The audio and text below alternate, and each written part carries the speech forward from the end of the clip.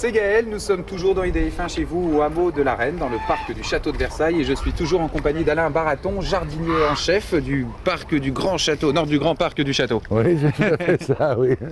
Alors là, nous sommes devant la ferme de la Reine, qui était un petit peu là où elle venait jouer à la fermière. Après la dinette, c'était la fermière. Elle jouait à la fermière, elle s'entourait de quantité d'animaux, et aujourd'hui, eh bien, les animaux sont revenus à Versailles après les travaux de restauration entrepris il y a maintenant plus de 10 ans. Et on a retrouvé les poules, les cochons, les oies, les canards, tout un ensemble animalier. Quand vous dites on a retrouvé, on a fait des analyses génétiques, c'est les descendants de ceux de Marie-Antoinette? Eh bien, on fait en sorte de se rapprocher le plus possible. On fait en sorte que les animaux correspondent le plus à ce qu'ils étaient à l'époque. Un exemple tout simple, d'habitude, il y a les vaches de petite dimension. Eh bien, les vaches sous Marie-Antoinette étaient plus petites que celles que nous connaissons aujourd'hui. On est très près de la réalité historique. Ah, ça c'est fort.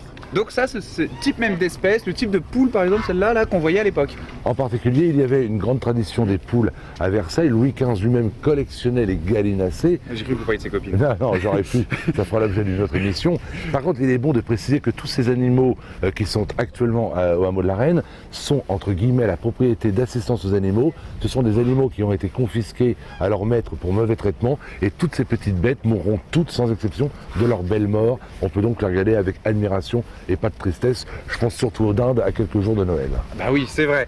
Et les filles, vous êtes en sécurité, vous. Salut toi. Coucou. Ah, bon, bah elles ont pas l'air très nerveuses aujourd'hui. Bah, elles sont calmes, vous savez, le temps n'est pas non plus à la plaisanterie, il ne fait pas très chaud, et puis il leur faut le temps un petit peu de se mettre en appétit, j'allais dire. En appétit, oui. Alors on va continuer, nous on va continuer à découvrir cette ferme, cette magnifique... Alors, la question que je me pose, c'est est-ce que c'est quand même censé représenter une véritable ferme de l'époque de Marie-Antoinette, ou est-ce que c'est vraiment une vision d'artiste? Oh, dites-vous que ici tout est caricature. Marie-Antoinette ne peut parcourir le monde ou la France. Elle fait en sorte que toute la France soit autour d'elle. Au hameau de la Reine, il y a donc un petit village, un lac, une rivière, un verger, un potager, une vigne, des petits animaux. En fait, c'est une caricature de l'ensemble, mais qui fonctionne de façon cohérente. C'est une ferme miniature, mais qui fonctionnait comme une véritable ferme. Alors finalement, c'est la même stratégie que Louis XIV, qui lui décide de faire le château de Versailles pour que justement tout le monde vienne à lui et que lui n'ait plus à bouger, pour que les courtisans viennent à lui, les ambassadeurs viennent à lui, et là c'est pour que la France vienne à elle. Eh bien non, à la différence que Louis XIV fait tout pour qu'on vienne à lui, et Marie-Antoinette, elle, fait un petit village pour qu'elle vienne seule, profiter seule de ce lieu et s'éloigner des tracasseries de la cour. La France, l'image de la France est présente au hameau de la Reine, mais sans les Français, Marie-Antoinette veut préserver sa tranquillité. Oui, et puis le peuple, ça l'intéresse pas beaucoup.